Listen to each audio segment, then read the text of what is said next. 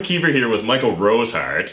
And Yes. so you may remember Michael, back in the day, maybe 6 months ago, we were kind of doing weekly shows coming out on my channel called Mike and Matt on Fire. And so essentially, we really had two flavors. We were kind of discussing just general financial independence, retire early concepts, as well as doing smash or pass on real estate. And so we haven't done a smash or pass on real estate in a while, and it's probably still gonna be a little bit before you see it. But if you want to see more of those videos, I think we really enjoyed it. So jump in the comment section and let us know in the comments that you want to see more Mike and Matt smash or pass, and we'll give you our opinions on real estate deals. And at the same time, feel free to DM me on Instagram, or you're also on Instagram, sort of? I am on Instagram, okay. kind of, sort so of. you can DM either one of us your real estate deals on Instagram, and maybe we'll put them on the smash or pass show. So I think that'll be an interesting idea. We'll maybe look at properties really outside of our comfort zone, something in the US or wherever else. But anyways, this video, it's been kind of a year now since you retired, Michael. So since Michael kind of hit the threshold of financial independence, decided to pull the trigger and actually jump from his day job. So I guess for those, there's a bunch of new people to my channel that don't really probably know who you are. Give them like a 30-second spiel on kind of your background and how you got here, and then we'll kind of talk about some of the interesting surprises or experiences you've had over the last year with literally being financially independent.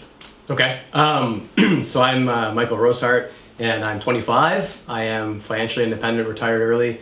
I'm well beyond the 4% rule now. When I made the jump, I was around the 4% rule, and that was, I think, in December, January, I made the decision, and then I didn't actually pull the trigger until February, and then I ended up staying on with my employer till early March. So coming up on a year, I was definitely really excited by the opportunity to do that, right? And like my background is I have a university degree from University of Western Ontario and the Richard Ivey School of Business, where I focused on finance and accounting.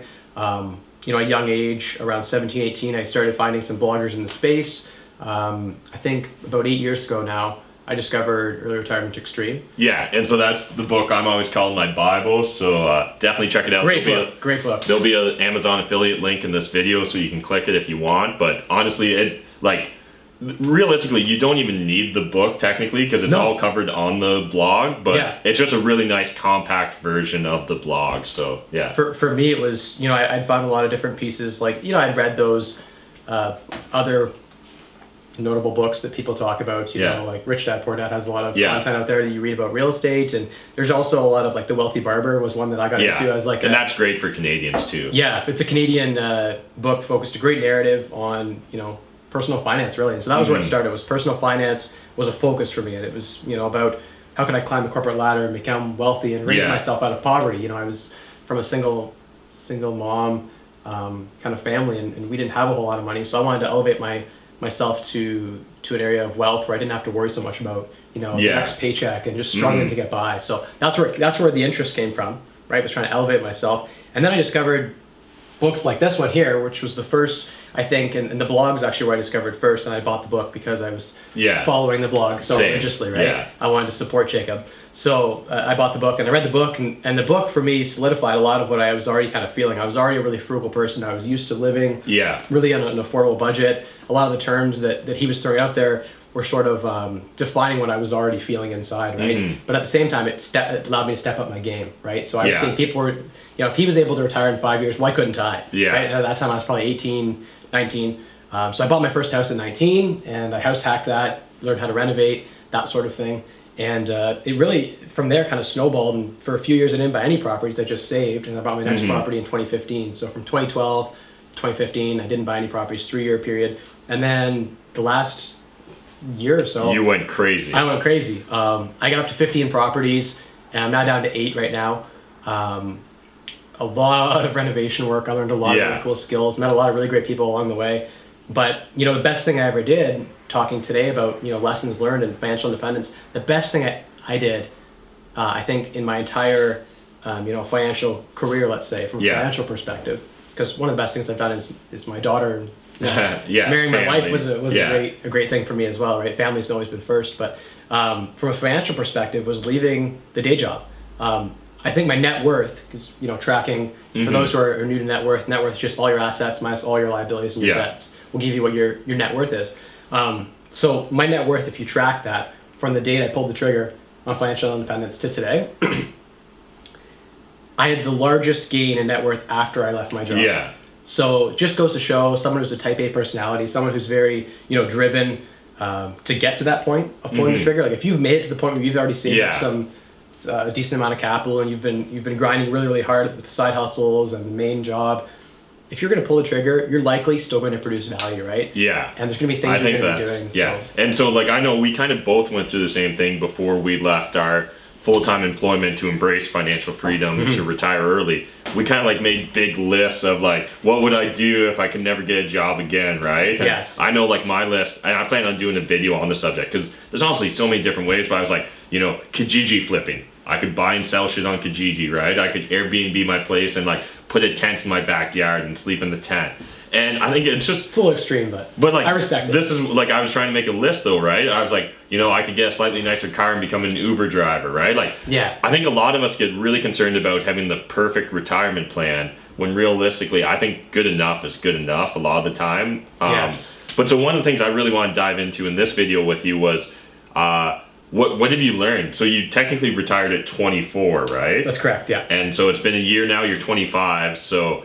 First of all, like he discovered the idea of financial independence when you were 18. So essentially it took you like 6 years, plus you were still getting an education at that time, right? Correct. To execute on it? Yeah, until I graduated school when I was 21. So like what's been the biggest takeaway from financial independence? So, tell us the good, the bad, and the ugly. Okay. I guess the biggest takeaway is that it's the best thing you can do is to buy your freedom. And I'm biased because I own my freedom now. I'm not a slave to the corporate world. And so unleashing those chains and being free to have that FU money to be able to do whatever you want, right? If someone brings you to a meeting, if you do something unethical, you don't have to do that, right? Yeah.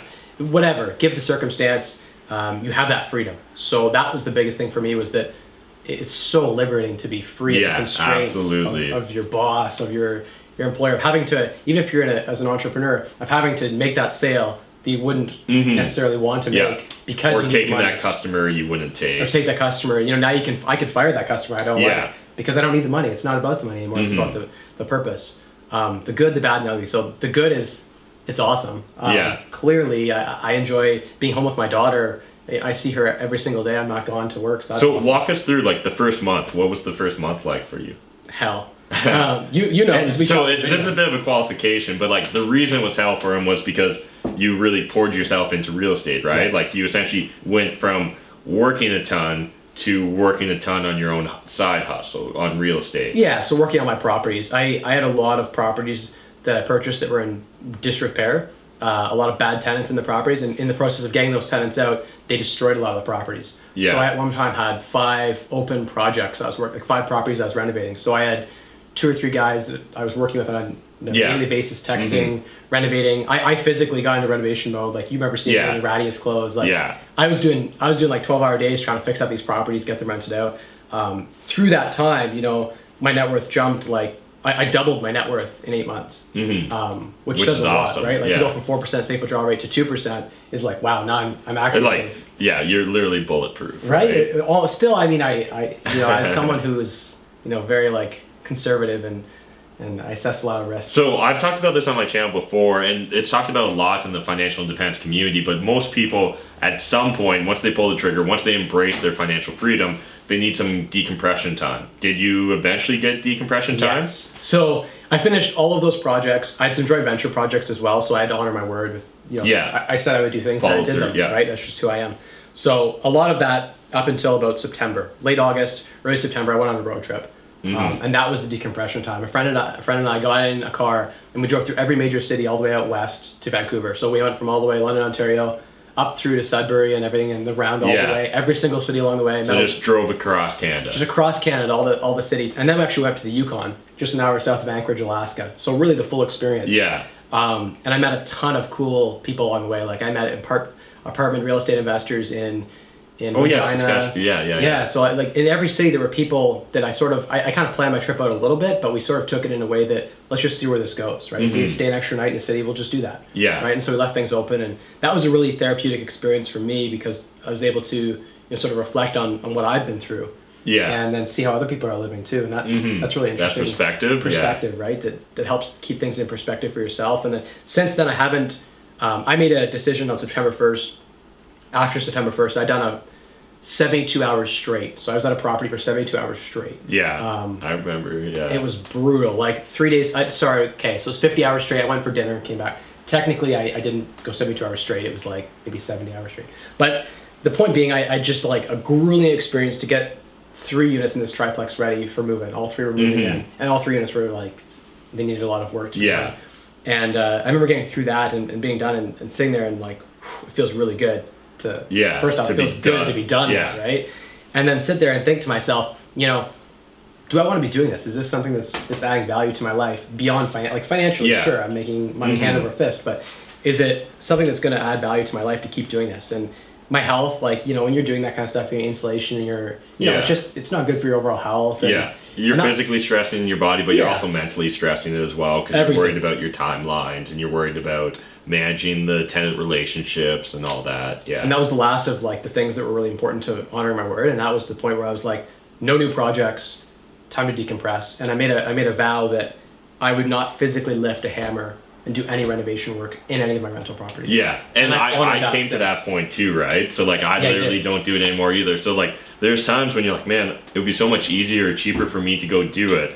But if you don't create those rules, if you don't create those boundaries for yourself, the systems in place, like you're gonna constantly fall victim to just one more this, one more that, or 5 minutes here, 5 minutes 100%. There, and the stuff spirals out of control so much that like if the way that you reach financial independence was through real estate, at some point in time, if you really want to have the feeling of financial independence, of truly being free, you're going to need to outsource or essentially insource a bunch of the management. And you kind of played around with that a little bit this year, right? And some ups and downs with that experience. Sure, I can elaborate on that a little bit. I've had probably 5 or 6 people work for me and put in good hours for me renovating properties. I experimented with 2 property managers, both of which I ended up firing.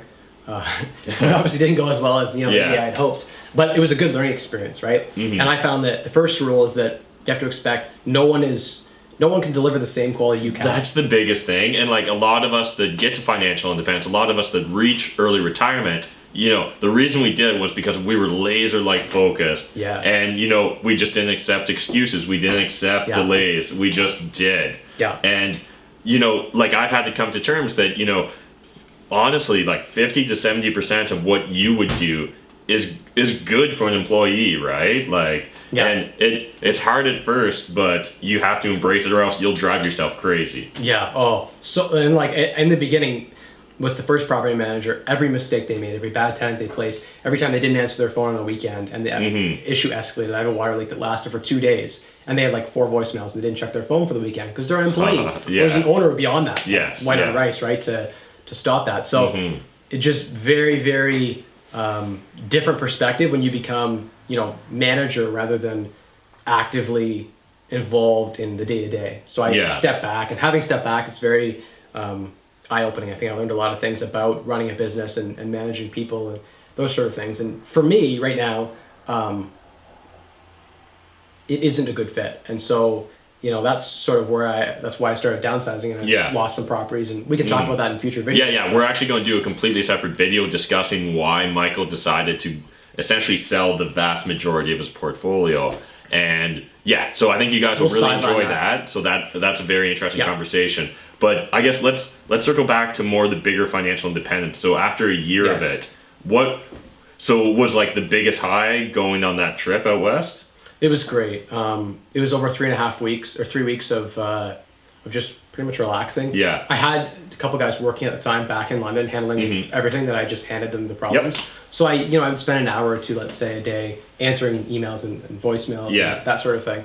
But I wouldn't really consider that work, in that like I did that in my off time. I was just I was actually curious to hear how. And so what was like the lowest low for you? Was that the 70 hours straight? Yeah. So right before the trip, I was rushing to get done for September to go on this trip, right? And so before that was definitely a really big low point. And then it was for me sitting down and saying, hey, you know, I have $1 million. What am I doing laying floor? Feeling stressed, I was literally laying floor that's worth $20 an hour, and I could just employ my capital and have my money work harder than I can. So that was the big switch in my mind, was realizing that my money minions, my army of like, Yeah. I call them money minions on my blog. They're basically like, I look at every dollar as a minion or a peon that can go work for you. And so you have to go actively employ those. Yeah. That money wants to work for you. It wants to generate capital for you and create returns. And you get to a point where in the beginning, it's all about saving. It's all about being frugal. Right? Yeah. And that's sort of the good thing about financial independence is that you're in control, right? You control your living expenses. Yeah. If you're flexible and you're open, as you know, like talking about the tent in the backyard, for instance, if you're flexible, fluid, and open, I think that any of us can reach financial independence if we make certain choices, right? So absolutely. That's what I loved about it, was that like not everyone can become a billionaire or like a multi-millionaire. It just can't happen. Not right? everyone can be Grant Cardone. That's right. But everyone can be Jacob. Everyone can be Jacob, right? It doesn't matter who you are. You get a full-time job and you save, you live frugally, you can be financially independent. So that was, for me, that's always been a liberating point, is that you're in control. Yeah. And coming from an environment where, you're not always in control of your finances, it feels really good to master your money. But talking about that trip, on that trip, I was actually, there was a lot of nights where I was just kind of doing not a lot of anything, just kind of decompressing. I stayed with a buddy in Vancouver for about 5-6 days. Shout out to Alan. I'm not going to say his last name, but he'll watch this video. I know he will, because he likes to follow our stuff. Yeah. And so I was with him one night, and I think he was studying for one of his exams for a licensing he's doing. And I was there on my computer, and I was reading articles and thinking to myself, what am I going to do when I get back? Like, now I've decided real estate isn't my focus, because on that trip is when I decided selling made sense. I hadn't really made the decision to sell, and I hadn't done it, like I hadn't really sold anything until that point. Yeah. I think I sold one property, so it doesn't really count. And that was a decision where it was like, I'm at a crossroad. Do I build a team, and do I keep this thing going? Yeah. And I manage a team and manage a business. Maybe I even grow a business. Yeah. Do I stay the status quo and just keep things going? Similar to you can what speak I've to been. that. Yeah. And then there was the option of sort of selling, right? And at that point, it was for me, that was a really important and impactful moment, because I decided, what do I want to do with the rest of my life, and how do I want to help people? And I discovered what I consider like the 8 dimensions. You've heard me talk about this a lot. And I'm going to keep referencing it forever. It wasn't me that created the concept, but I've tweaked it a little bit. There are like 8 dimensions to the secret of like success, happiness, wellness. It is by definition what makes a person completely and fulfilled. And for each person, the percentage of each of the 8 areas is different, right? And so what makes me happy under emotional fulfillment might be different than what makes you happy. Absolutely, yeah. Same with financial, same with all of the categories. And I would argue that of the 8 categories, financial is the most important to master first, assuming you have a baseline in health and mental health. I agree. So, I think that's an approach a lot of us in financial independence take, right? Because once you've built that foundation, it really doesn't go anywhere, right?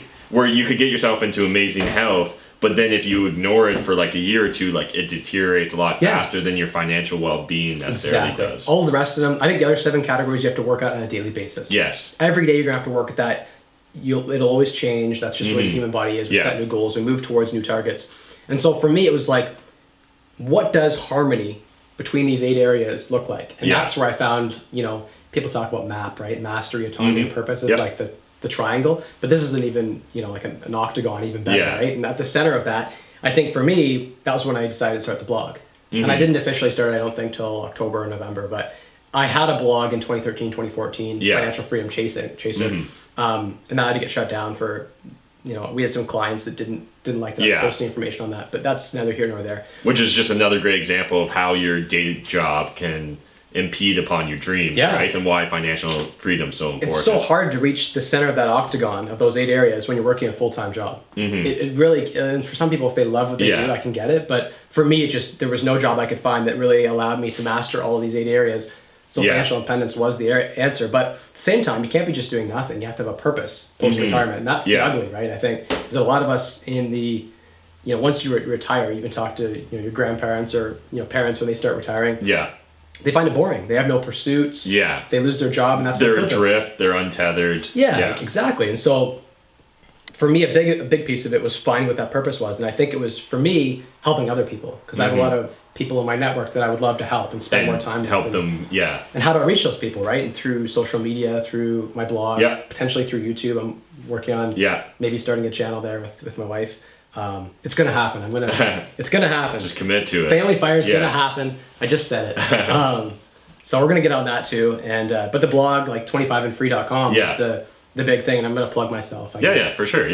So 25andfree.com is www.25and FRE.com. That was the There'll blog be that a I link. created. Okay, cool. Yeah. So he'll throw a link up there. Thank you, Matt. That was for me a way of giving back, and you know, it wasn't going to be super professional in the beginning. It was just going to be putting putting things it out there, you and know, see what sticks. Yeah. Exactly, and see if people like it. And you know, my first few posts I remember seeing 500-600 views, and probably most of that was my own Facebook following and whatnot, and people in my network. But so many people reached out to me that I hadn't talked to since high school or since university, and they're like, "Man, I haven't talked to you in like 5-10 years. What have you been up to? Like, I see this blog, it's so cool." And so it was really, for me, it felt really good. It's almost like fulfilling that purpose. Like I feel like when people reach out to you, same, like this YouTube channel does the exact same thing for me, right? Having that audience, having that feedback loop, and that sort of validation of your existence, right? You no longer have an employer telling you that yes, you're doing a good job, you didn't lose your job today. So having some sort of feedback loop, I think, is really important for a lot of us. Again, because if you got to financial independence, I think there's a really good chance that you're kind of a high achiever, you know, you're self-motivated, but you still want some sort of validation from the exterior world.